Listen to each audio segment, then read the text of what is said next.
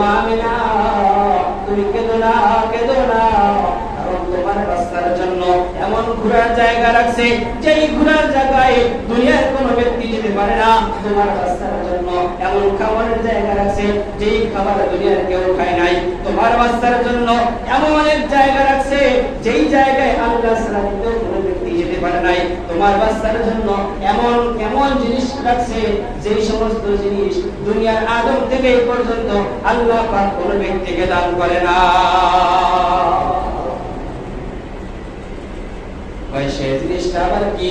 ওই সেই জিনিসটা হলো সুবহানাল্লাযী আসরা বিআবদিহি লাইলান মিনাল মাসজিদিল হারাম ইলাল মাসজিদিল আকসাল্লাযী বারাকনা হাওলাহু লিনুরিয়াহু মিন আয়াতিনা। সুবহানাল্লাহ বলেন। ওই আমি আমার দোস্তকে, আমি আমার আহবাবকে আমি এমন জায়গায় ঘুরতে নিয়ে যাব, আমি সাত আসমানের উপরে নিয়ে যাব, আমি সাত আসমানে শুধু কেন্দ্র করবো না, ওই আরশের কুরসির ভিতরে নিয়ে যাব, ওই আরশের কুরসির ভিতরে শুধু কেন্দ্র করবো না, আমি আল্লাহ পাক ওয়াসিয়া কুরসিয়ুস সামাওয়াতি ওয়াল আরদ, আমি আল্লাহ তাআলার যেখানে সিংহাসন রয়েছে আমি নবী ওই শিশু মুহাম্মদকে ওই সিংহাসন পর্যন্ত নিয়ে যাব।